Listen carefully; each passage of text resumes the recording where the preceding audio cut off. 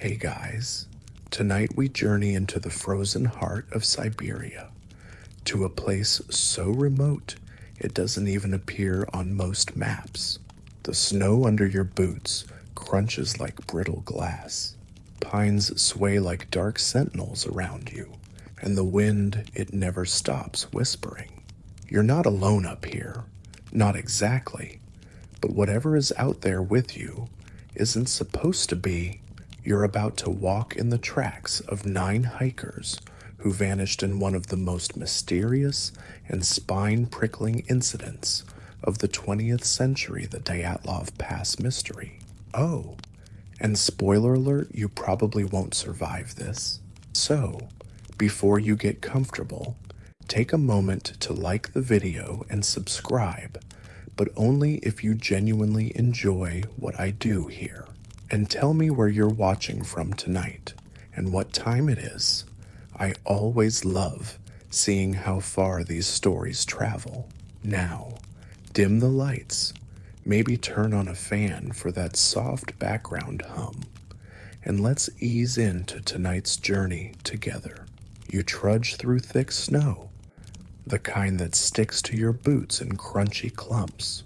It's January 1959, and you're now part of a small Soviet hiking team from the Ural Polytechnic Institute. 9 other students and recent graduates are with you, all bursting with ambition, homemade trail gear, and the kind of grim Soviet optimism that says, sure, we can totally survive 30 below zero on foot. Your leader, Igor Dyatlov, is 23 years old, sharp, responsible, quietly charismatic. You like him instantly, the kind of guy who brings extra socks and checks the zippers on everyone's sleeping bags. He's trained for this hike like it's a personal Everest. The plan, ski trek across the northern Urals to Mount Otterton, a name that, by the way, means don't go there in the local Mansi language. That's not ominous or anything. Everyone's bundled in layers of canvas, wool, and leather. Backpacks are bulky. The wind already gnaws at your ears. The terrain, a white labyrinth. Snowdrifts like dunes, trees like crooked fingers. But it's not just the cold, you feel something else out here. A weird awareness, like the land itself is watching you. You make camp each night in little cleared patches, pinching tent fabric with half-frozen fingers. The team eats slabs of Salofat-back pork and gulps down steaming tea that smells like burnt rubber and pine needles. You joke around, snap photos on your clunky Zorky camera, even sing songs around the stove. But every morning, the laughter thins just a little.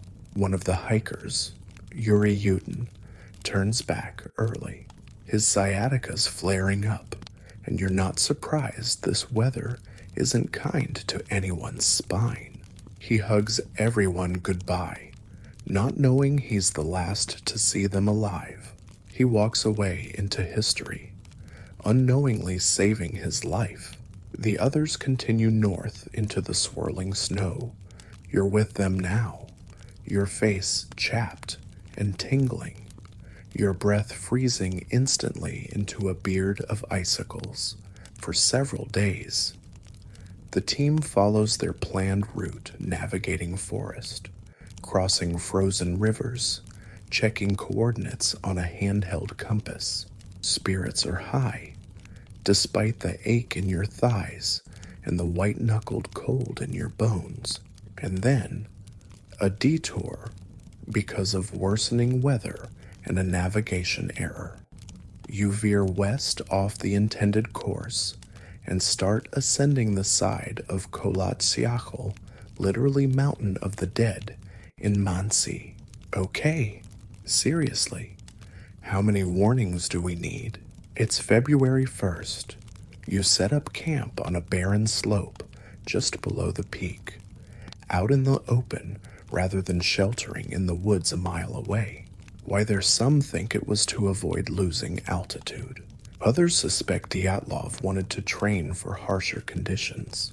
Historians still argue whether it was a bold move or a fatal misjudgment. That night, the wind screams louder than usual. The tent flaps like a terrified heartbeat.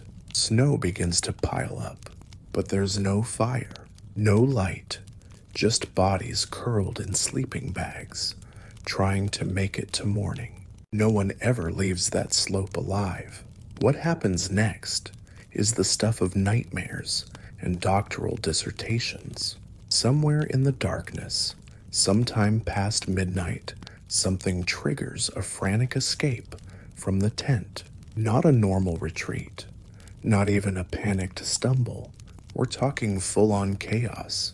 The tent is later found slashed open from the inside, as if the hikers were clawing their way out. No boots, no coats, just footprints barefoot or in socks leading down the slope in the snow. 9 people, half-dressed, in temperatures nearing 30 to Tilstisor. You pause here. You imagine being in that tent, the wind howling like a dying animal, waking up to what an avalanche, a sound, a presence. Whatever it is, it rips away all logic, all plans, all survival instincts except one run. But where are you running to? That's what future searchers will wonder. The last known photo from the group shows the tent half buried in snow, tilted on uneven ground. A stovepipe pokes out the top, unlit, the inside disheveled, plates of uneaten food, journals frozen open, a flashlight still on, resting on the snow-covered roof like a lonely beacon. It's eerie, right? Like a scene left mid-breath, like everyone just disappeared. But they didn't. You're still out there, somewhere in the woods, in the snow, and soon they'll come looking. You crouch by a snow-slicked rock, journal in gloved hand, scribbling while your breath fogs and vanishes in front of you. It's late January now, and the group's energy is shifting from carefree jokes and warm optimism to something quieter, more inward. The cold is beginning to crawl inside everyone's bones, and your words, once playful, have grown clipped, measured, the kind of writing that knows it might be read by someone else later. Inside the battered notebook in your lap, the last entries are just starting to sound off. Wind is strong, snow is deep. We are very tired. These are not poetic musings. These are field notes from the edge of human endurance. You pass the journal to Zenaida, who's been chewing on dried bread for 10 minutes without noticing. Her fingers tremble slightly as she writes. She doesn't mention the blisters on her heels or the tension that started to build between some of the guys, but you can feel it. The kind of subtle fray that happens when you're stuck too long with the same people and the cold won't let you rest. Someone snaps a photo, probably Rustum, always with that camera. You're all huddled around the stove, faces flushed, puffs of laughter briefly warming the frigid air. Later, these photos will be studied like sacred relics. Investigators will stare at your faces, trying to read panic between the smiles, trying to decode a mystery through snapshots that feel too normal to belong to a horror story. Yet here you are still laughing, for now. That night, you pitch the tent just beyond the tree line. You're near the base of Kholat Shachel, that grimly named Mountain of the Dead. The slope is steep and exposed. Dyatlov insists it'll be good practice for mountain camping. You want to disagree, but no one wants to be the complainer. There's a strange calm to this spot, too calm. The air is crisp, but oddly still, as if the mountain itself is holding its breath. Even the trees behind you seem frozen in mid-whisper. As the tent goes up, someone pulls out a tiny mandolin. It's a little cracked, out of tune, and perfect. Lyudmila sings along, softly, and for a moment the world feels warm again. You almost forget your eyelashes are crusted with ice. Someone scrawls in the group journal, "We are on the ridge. Weather is bad. Visibility 0. There's an undertone, like the writer is trying to be brave about something they're not saying out loud. Historians still argue whether that final entry was routine or something darker, a hint, a warning, or just the end of a long day. Then there's the last photo on the roll, a blurry, off-angle shot of what looks like lights in the sky. Some say it's a lens flare. Others, something more unsettling: orbs, fireballs, military flares. Take your pick. Fringe theorists eat that photo for breakfast. You huddle into the sleeping bag that night, every fiber of you aching. The wind is howling. No, not howling, moaning. That's the word. Like it's moving through something ancient, something hollow. Beside you, Semyon is muttering in his sleep. Something about home, about radio frequencies. He's the oldest in the group 37, a World War II veteran and expert in communications. He's also a last-minute addition to the trip. No one's quite sure why he came. He barely speaks unless asked. But tonight, he talks in his dreams. You listen to him. You wonder what kinds of secrets he's keeping under all those scarves and scars. Later, much later, they'll find his body in a ravine, missing his tongue. But right now, he's still here, still breathing. Morning comes sluggishly, with a sky the color of wet ash. Everything is muffled. You step out of the tent to stretch your legs, and the cold sucker punches your lungs. Visibility is near zero, snow curling off the mountain in gusts, powder swirling up like ghosts. You can't even see the trees anymore.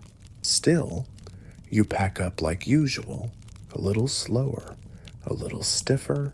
No one mentions how tense Dyatlov looks, checking his map for the 3rd time. You're off schedule, and the storm's getting worse. But turning back now, that would mean failure. And failure doesn't exist in the Soviet vocabulary. That night, February 1st, will be the last anyone hears from you. The group journals stop. The camera film ends. The firewood runs low, but your senses, they're still burning with every detail.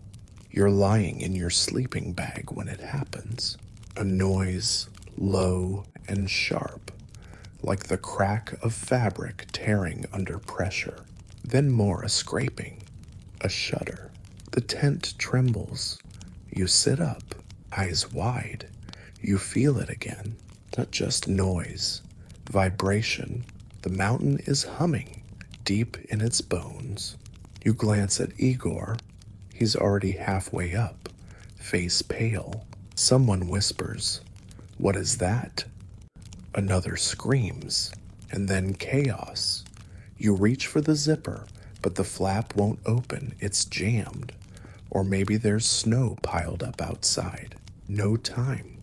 You grab something, anything sharp, and slash through the tent wall. Your fingers are shaking, blood pounding in your ears. You crawl out barefoot into the snow. Others follow. Zina, Rustam, Semyon. They're stumbling. Some are crying. You hear someone yell, "Run!" But to where you leave behind the only shelter you have. You run into the forest, half-dressed, barely human. The wind screams again, this time like it's laughing. And high above the treetops, Just for a second, something flickers in the sky. The snow slices across your skin like sandpaper. You're barefoot. Why are you barefoot? And you can't feel your toes anymore. Can't hear much either, except for the wind and your own labored breathing. Behind you, the tent sits on the slope like a gutted animal, its canvas belly slashed open from the inside. Your home, your lifeline, your safety, it's not just abandoned. It's escaped from. You don't stop running, even though you don't know what you're running from. Is it an avalanche, a stranger, a sound that makes no sense? The mountain cracking open, your brain scrambles to explain it, to file it somewhere, and it just can't. All around you, the others are scattering like startled deer. Xena is ahead of you, her coat flapping open, one hand clutching the snow like it's trying to drag her down. Rustum falls to his knees, gasping, then pushes himself back up. You lose sight of Igor, Semyon, Lyudmila. You don't know where they go. The snow is too thick, the wind too loud. And here's the thing, there's no sign of an avalanche. Not even later. The slope shows no typical debris field. The tent isn't buried. So, whatever scared you all out of your warm shelter in socks and underwear, it wasn't snow. At least, not the kind that obeys physics. You stumble into a sparse copse of cedar trees about a kilometer downslope. It's quieter here, the wind dulled by branches. You and two others, Yuri Krivonishenko and Georgy Doroshenko, collapse under the massive cedar. Your bodies huddle close, instinct pulling you together like magnets. You try to light a fire with frozen fingers. It flickers. It smokes. The heat barely touches your skin. Later, rescuers will find charred branches and burned fingers, skin blackened from clutching the flames too long, like you were willing to trade pain for warmth. They'll also find human skin embedded in the bark, 5 meters high, like someone tried to climb the tree. In the dark, barehanded. Why? To escape something, to see something, or simply to scream into the night. Historians still argue whether that climb was instinct or full-blown terror. Back on the slope, 3 bodies are already stiffening in the cold. Dyatlov lies face up, one hand curled toward the tent like he changed his mind mid-run. Xena is face down in the snow, as if crawling back. Rustum is found, too, fists clenched like he was fighting something you can't see. There are no signs of a struggle, no bruises, no slashes, no attacker footprints, just frozen silence, and the cold creeping in like a slow death. For weeks, no one even knows you're missing. It isn't until February 20th, 3 weeks later, that the alarm is raised. You were expected back by the 12th, but delays happen. No one panics at first. Then a few worried parents start asking questions. The school shrugs. The authorities stall. Classic Soviet bureaucracy. Finally, a search party is sent out: students, volunteers, eventually the military. Helicopters beat the sky with spinning blades. Dog teams sniff through the drifts. The wilderness, as always, doesn't care. On February 26th, the tent is discovered. You're there well.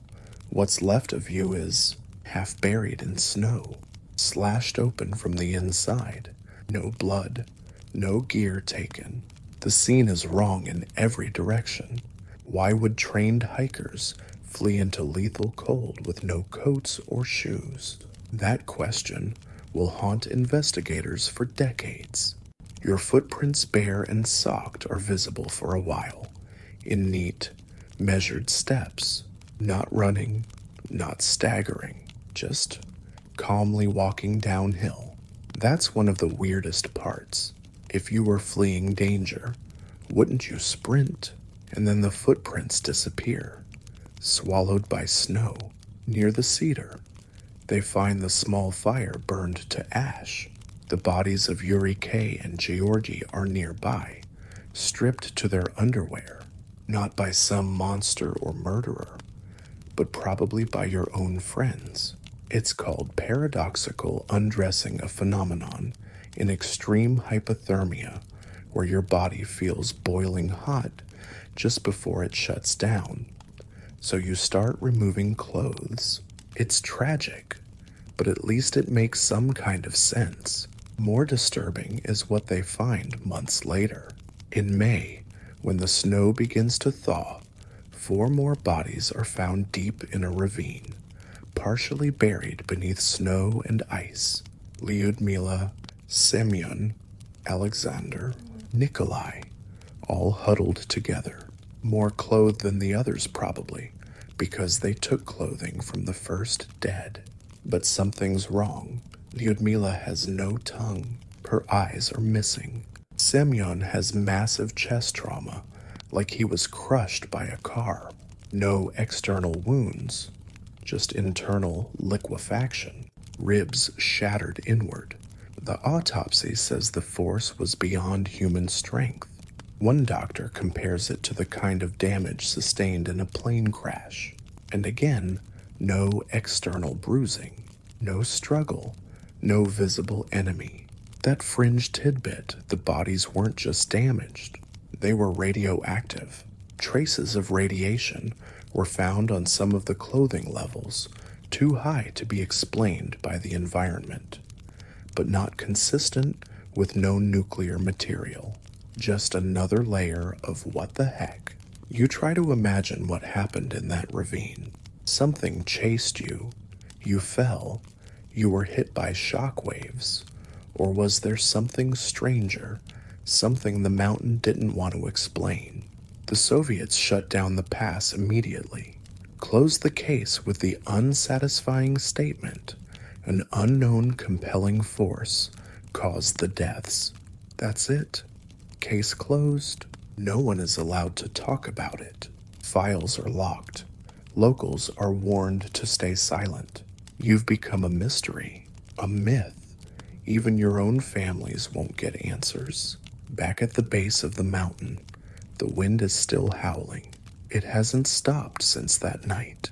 You lie there, buried in frost and story, your secrets frozen with you. But legends never stay buried for long. Years slip by, like frost melting off a window pane, slow and reluctant.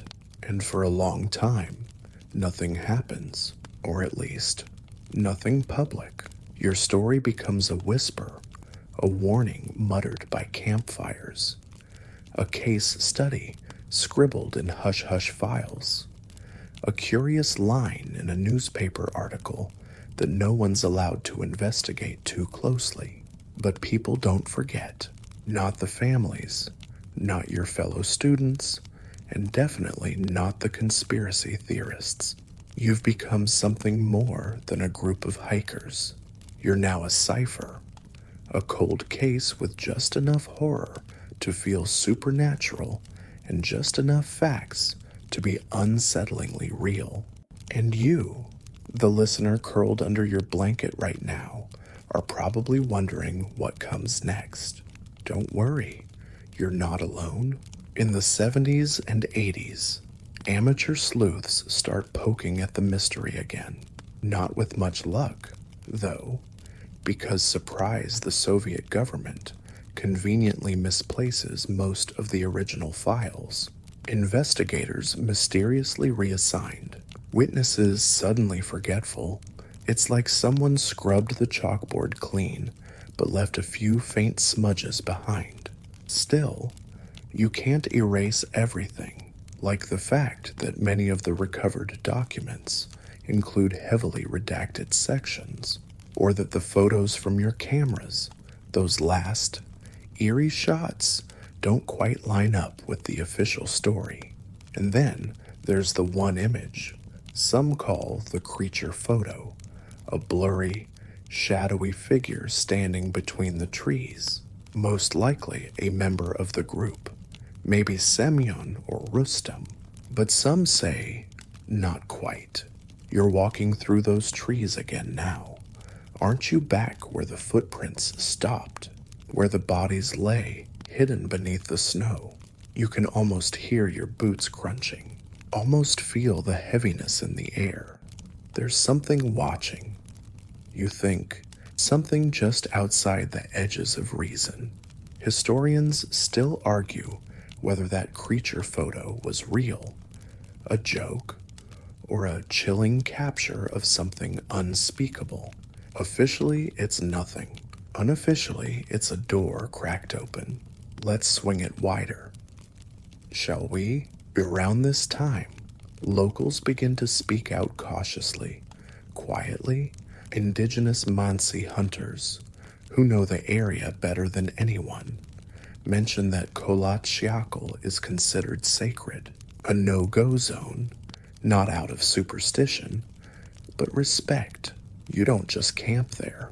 You don't laugh and play mandolins there. That mountain doesn't like noise. One old hunter claims that the wind that night wasn't just wind, it was calling names.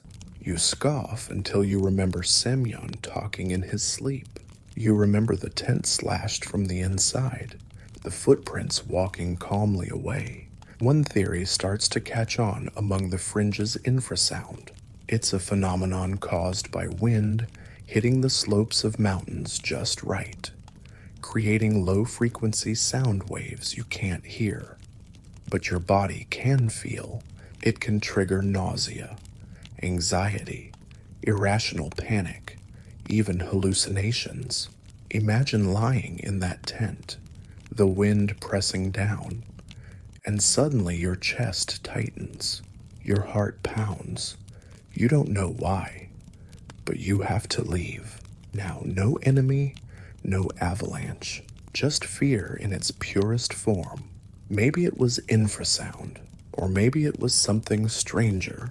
Around the same time, Soviet test pilots start talking off the record about military exercises in the area, weapons experiments, parachute mines that detonate midair, creating massive shock waves, those injuries in the ravine, the ones without surface wounds, but internal trauma, exactly what you'd see from those weapons.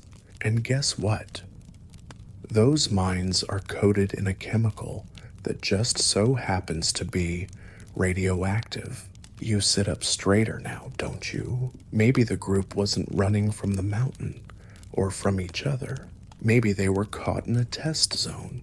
Maybe they saw something they weren't supposed to. And maybe the military found the bodies before the search teams did and moved them to cover their tracks.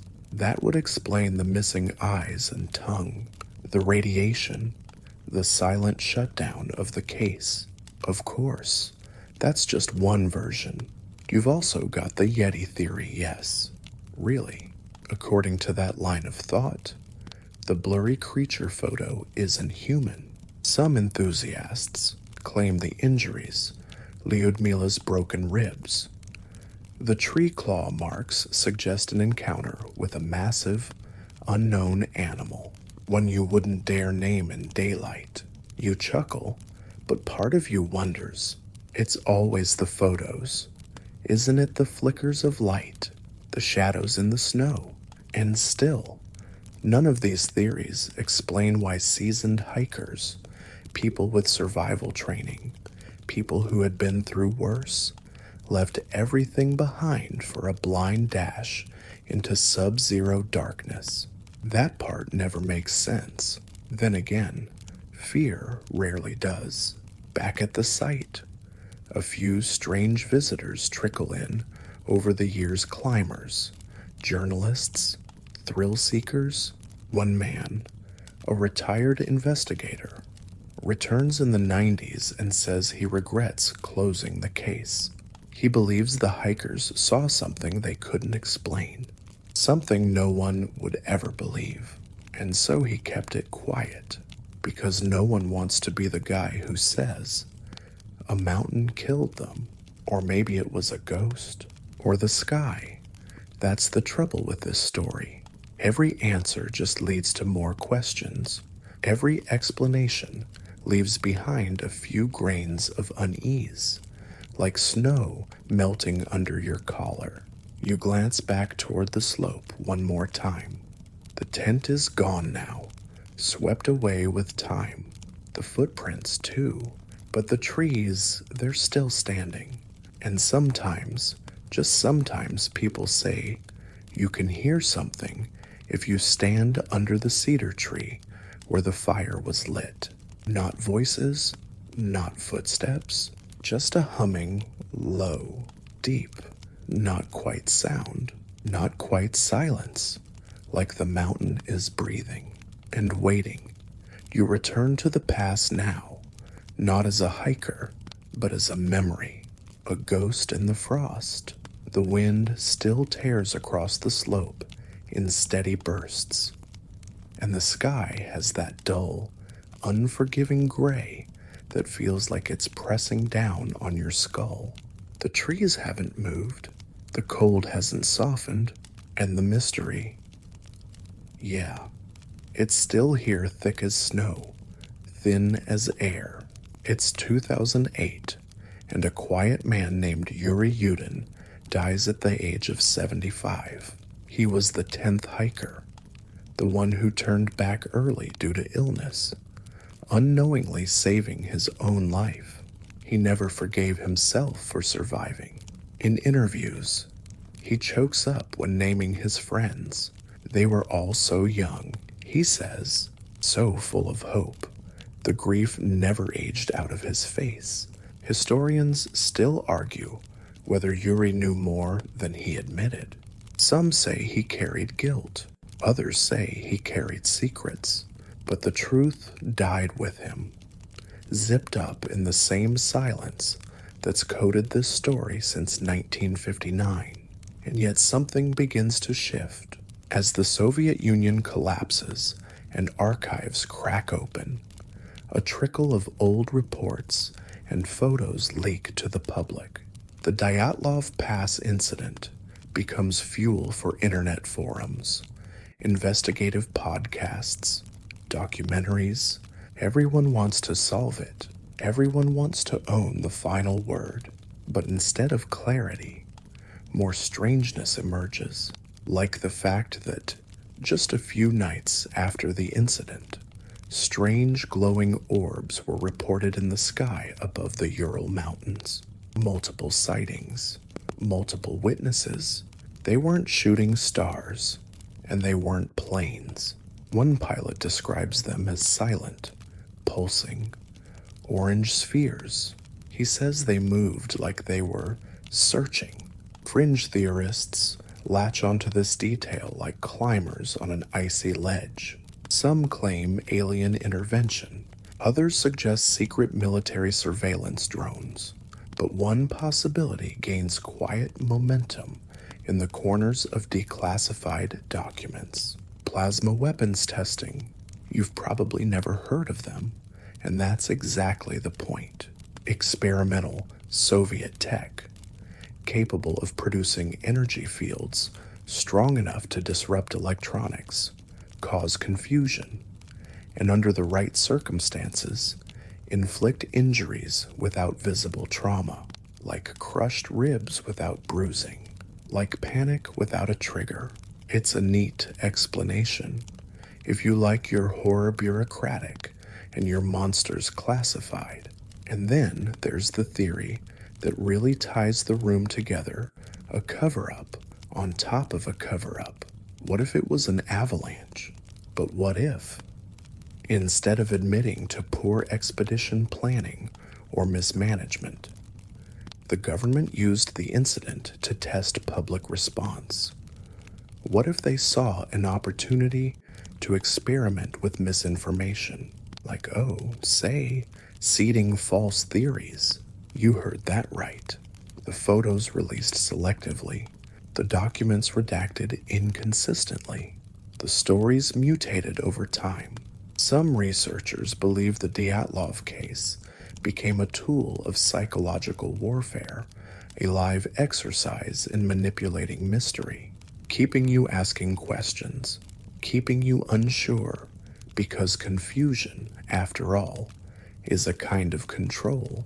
You sit with that for a moment. It doesn't feel good. It feels like a snowstorm under your skin. Let's rewind. Though, recenter on the hikers, on you. You remember the way Igor Dyatlov always made sure the tent ropes were perfectly taut. The way Lyudmila hummed under her breath while cooking. How Semyon told the same war stories, even though you'd all heard them before. These weren't people primed for panic.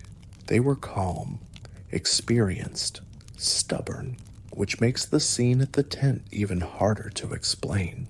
The slashed canvas, the orderly footprints, the half-dressed bodies a mile away.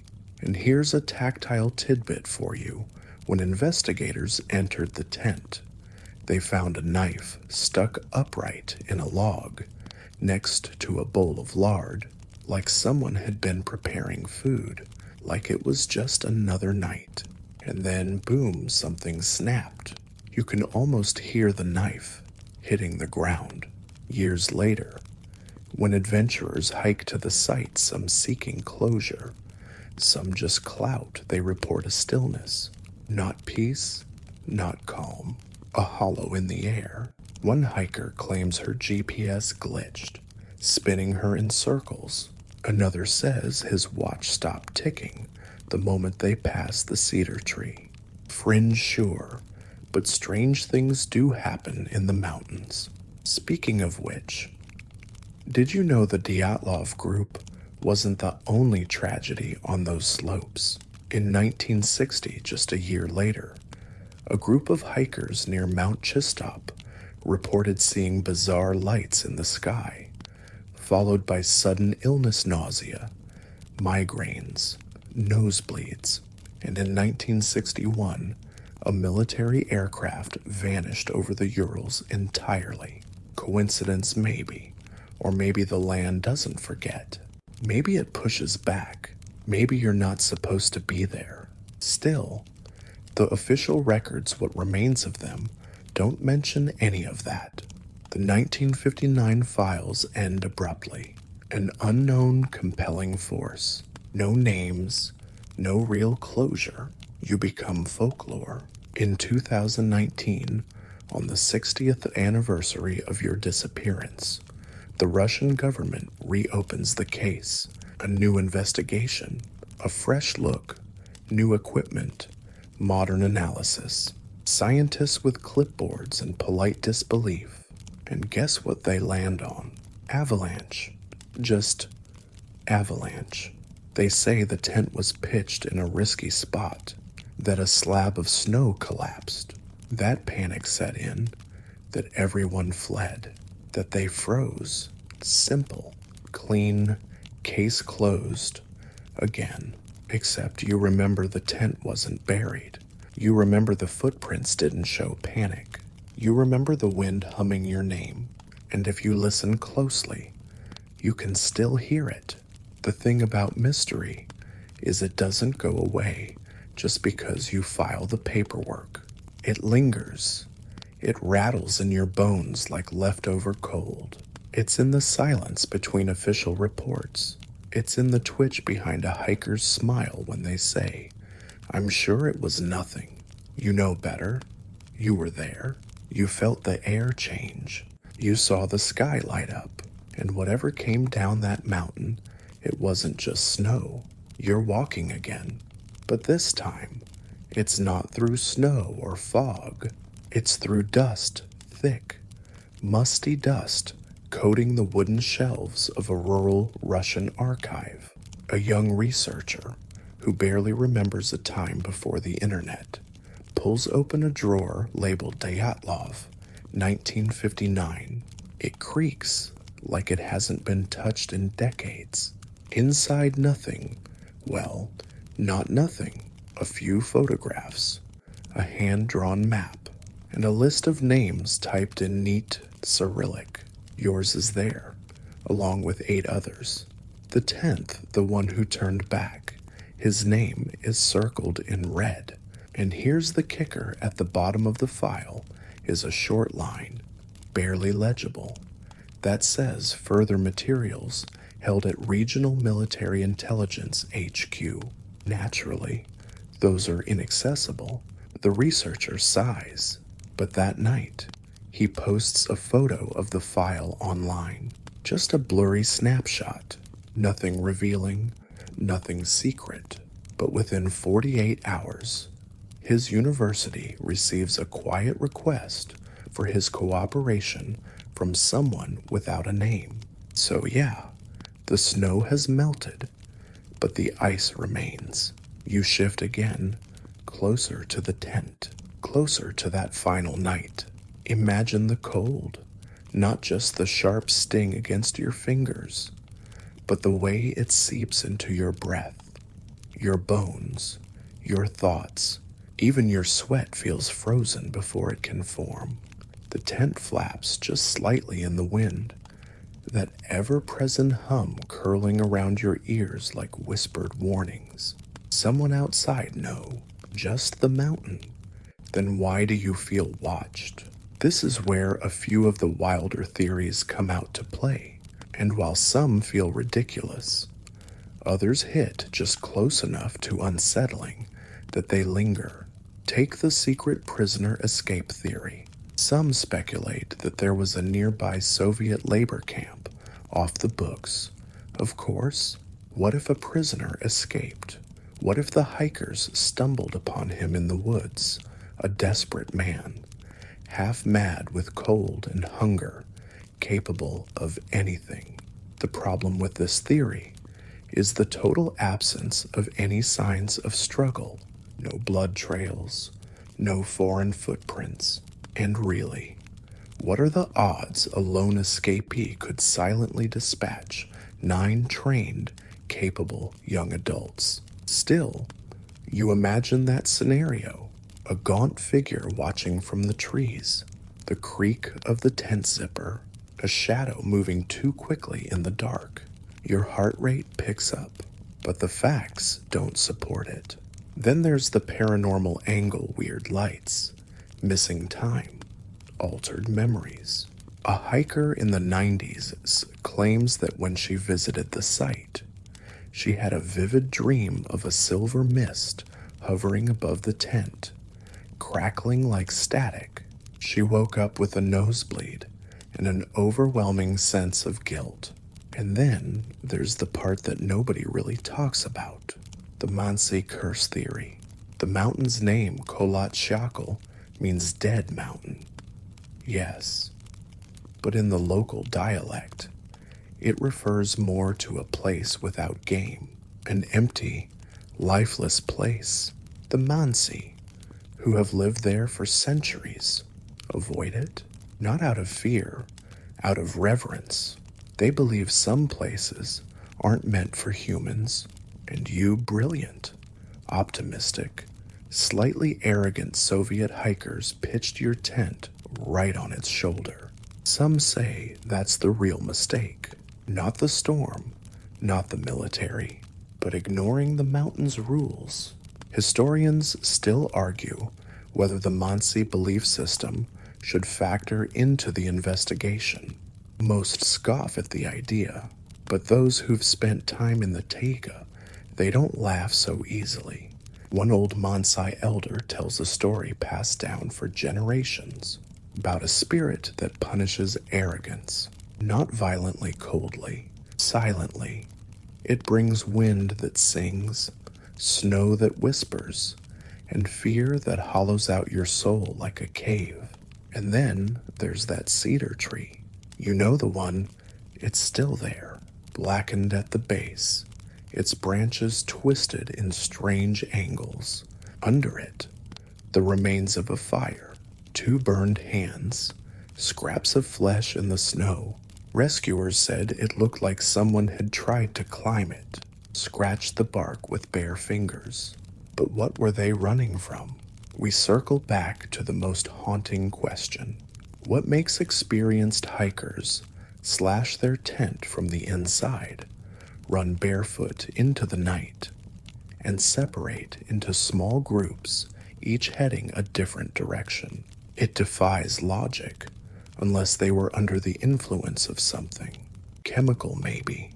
But what? Some fringe theorists point to naturally occurring hallucinogenic gases, like geothermal vents. The Urals do have fissures that emit methane and other gases, but no vent was ever found near the site.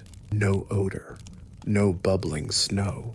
Still, people grasp at explanations because the alternative is unbearable, that 9 young people faced something no one can explain. Not with science, not with maps, not even with time. And now, more than 60 years later, the story hasn't faded. It's gotten louder. Books, films, podcasts, Reddit threads that go thousands of comments deep. Everyone has a theory, and nobody agrees. You'd think by now someone would have figured it out, but that's just it. There's something unknowable about Dyatlov Pass, something that resists resolution. It's a ghost wrapped in a weather report, a mystery stitched into nylon and frostbite. And the deeper you dig, the more the snow shifts under your feet. The tent was found with one side caved in, but not by snow. It looked like weight had pushed it down. What kind of weight? No animal tracks, no avalanche, just pressure.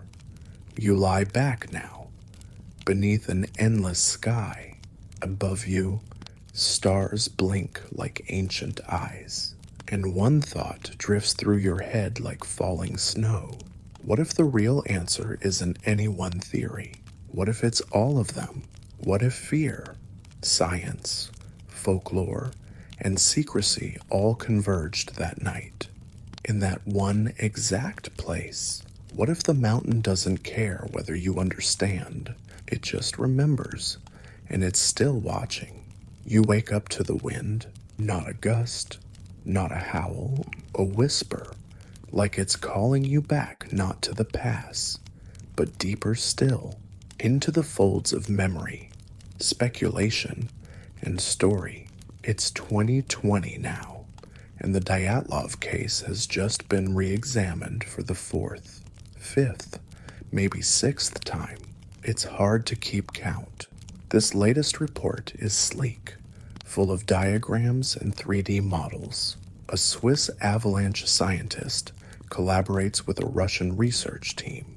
Their conclusion, a delayed slab avalanche, caused, they say, by a rare set of conditions: shallow snowpack, wind-formed cornices, and the way the hikers cut into the slope to pitch their tent. And okay, sure, that's plausible. The models show how the weight of snow could collapse suddenly. Hours later, after the hikers were already asleep, a sharp downward pressure not enough to bury them, but enough to break ribs, force panic. You try to picture it, the nylon tent flattening, your breath caught mid-dream, Igor shouting orders as you scramble to cut your way out. But then what? Why flee so far from camp? Why not regroup and return? Why separate, and if a slab crushed some of you? How do you explain the others, those found under the cedar, with burned hands and missing brows? The model doesn't answer that. It can't, because for every tidy theory, there's a piece that doesn't fit. Remember Zolotaryov and Thibaut Brignol, their chests crushed fatally but without surface bruising, the type of trauma typically seen in high-speed car crashes or extreme pressure events. Not snowfalls, not even violent ones. Even the avalanche theory's authors admit it doesn't explain everything, but the official line quietly, politely is case closed. You almost laugh, but it sticks in your throat like ice, because while the world moves on, something else happens beneath the surface. You become myth. Tourism increases. People hike to the site. A monument goes up, and the pass is officially renamed Dyatlov Pass. On maps like Tragedy now has coordinates, a location you can punch into GPS. One influencer sets up a tent at the exact spot, records themselves overnight, and posts nothing happened with a cold emoji. It gets 2.4 million views. Another group stages a dramatic reenactment in VR. The comments argue aliens, yetis, secret cults. One guy claiming the CIA did it because of vibes. You're a hashtag now, a meme, but not everyone treats it like a game. You're in the dreams of hikers, the notebooks of forensic pathologists, the late-night obsessions of engineers and artists and teens who just can't stop thinking about you. You become a story told by firelight, a ghost that never quite goes away. Even school children in Russia know your names now. They say them like old heroes, not because of what you did, but because of what you represent.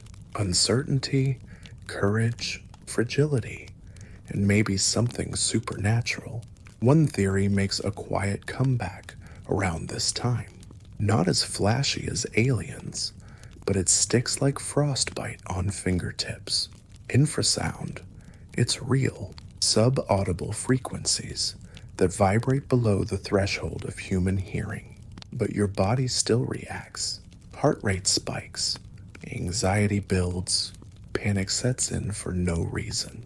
Scientists say under rare conditions, like when wind flows over a mountain in just the right way, infrasound can occur. Think of it like nature's anxiety weapon. Could the pass remote, wind-lashed, oddly shaped have produced such a resonance? Could it have been enough to terrify you into running barefoot into the dark?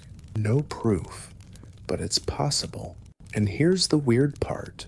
Many survivors of natural disasters, earthquakes, floods, even certain windstorms describe a moment right before it hits us where the air feels wrong, heavy, charged, like the earth is holding its breath. That's infrasound, or maybe it's instinct. You reach for certainty and find snow. You dig for answers and hit permafrost. But maybe the thing that makes the Dyatlov Pass case so haunting isn't the death, or the mystery, or the horror. It's the silence. No final message. No clear last words. Only traces. A photo snapped hours before everything went wrong, showing everyone smiling, huddled, full of life. Xena with her scarf pulled high. Rustam making a face. Igor holding a map. And then nothing. No screams. No radio calls. No survivors. Just wind. It makes you think, what would you have done in that tent? Would you have stayed, tried to dig out, or cut your way free and run? Would you have stayed with the group, or split off, hoping someone would make it? Would your name be one of the 9 etched into that granite memorial? You think of the cedar tree again, the scrape marks, the smoke-stained snow, the eerie fact that none of the bodies were found with working flashlights except one, still turned on, still faintly glowing when they found it, which means someone lived longer than the others. Long enough to hope, long enough to fear. The sky above the Urals stretches forever, and in that stretch, you see all the theories, all the possibilities, drift apart like snowflakes. Some melt away, others freeze in midair. None reach the ground. You are left, as always, with the cold and the quiet. Now you're here, back where it started, back where it ended. A gentle hush settles over the slope, the kind of quiet that presses against your chest, not from fear, but finality. All around you, the snow lies undisturbed, blank and soft like a page waiting to be filled. But you already know how this one ends. The searchers are long gone. The makeshift graves have long since been replaced by headstones. And the mountain's still here, still watching. You look around at the story you've followed so far. The tent, half buried and clawed open from within. The footprints, soft and orderly, trailing into the dark. The bodies, found in bizarre positions, undressed, eyes gone, and tongues missing. The diary entries, cheerful until they weren't. The official reports, full of holes and half-truths, and the unofficial whispers, louder with every passing year. The Soviet Union may have collapsed, but this secret still stands. Let's talk about one last theory. No, not aliens, not radioactive snowmen or military missiles, though all those had their day in the sun, or rather, the freezing shade. This one is quieter, more human, group conflict. Some suggest the hikers turned on each other, that fear or madness fractured them from the inside, that a fight broke out, that someone panicked, and the group spiraled into chaos. But there were no knife wounds, no defensive injuries.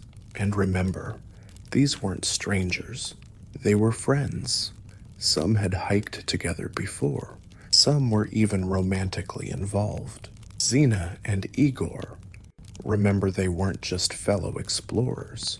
They were family in the way only those who share danger can be.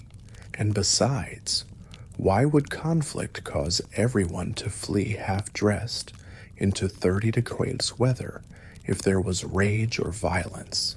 It left no trace, only cold, clean silence. And the silence is the problem, isn't it? It leaves too much room for everything else. The thing is, every attempt to solve the Dyatlov mystery ends up being an act of storytelling. You adjust the pieces to fit a certain shape. Maybe you trust science, so you lean toward avalanche. Maybe you trust your gut, so you consider fear or paranoia or something darker. Maybe you're a romantic, and you just want to believe the mountain is alive and chose not to let them leave. But the truth doesn't seem to want to be found.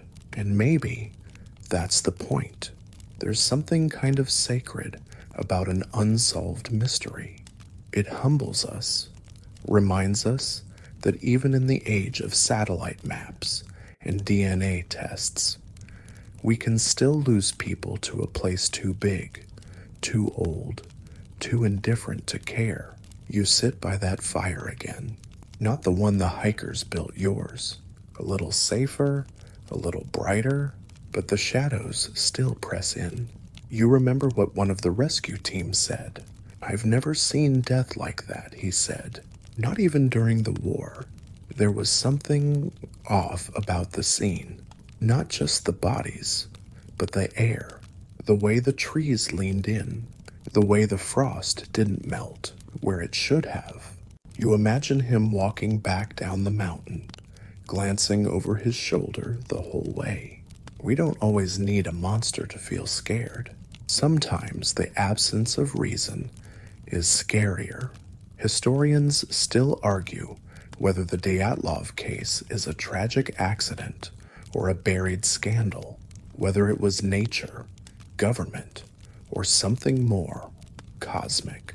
But the case lives on because it feels like something more. It scratches an itch in the human brain that hates not knowing. It turns a freezing tent in the woods, into a locked room mystery with no killer, no witness, no resolution. And in that sense, the Dyatlov hikers became more than hikers. They became a story, one you tell yourself on stormy nights, one you lean into when the power flickers and the wind howls just a little too long outside your window, one you carry with you whenever you head into nature and realize it doesn't have to want to kill you. It just doesn't care if you live. And now, here we are. You started this journey curled up in bed, lights dimmed, maybe a fan humming in the background, and somehow we ended up on a snow-swept slope in the middle of the Russian wilderness, sifting through a case colder than the wind that killed them. You wonder what you'll dream about tonight. The blinking light of a dying flashlight, a frozen camera still holding a secret frame, the rustle of canvas in a wind that knows your name, or maybe nothing at all. Maybe the mountain finally got tired of telling its story. Maybe it's letting you go. Maybe. And now, as we leave the past behind, everything slows. The wind fades to a murmur. The snow settles, untouched. The sky above turns a deeper shade of blue, the stars softening, like they're closing their eyes too. You feel the weight of it all ease from your shoulders. The mystery, the fear, the cold. It's like exhaling after holding your breath for hours. You don't have to solve anything tonight. You don't have to carry the unknown. Just let it drift. There will always be puzzles that stay incomplete, maps with blank edges, stories that end without answers. And that's okay. That's how we remember. Not by knowing every detail, but by caring enough to wonder. So lie back now. Let your thoughts dim like fading flashlight beams. Let your breath slow, in rhythm with the quiet hum of the world, turning gently on its side. The mountain is far behind you now. You're warm, safe, tucked under blankets instead of snowdrifts. And whatever you believe about that February night in 1959, whether it was weather, fear, or something stranger, it's just a story now. And stories, they're what we keep. The fire is low, the shadows are long, but sleep is close. Just let it in. You made it. The story is over. See you tomorrow night. Sweet dreams.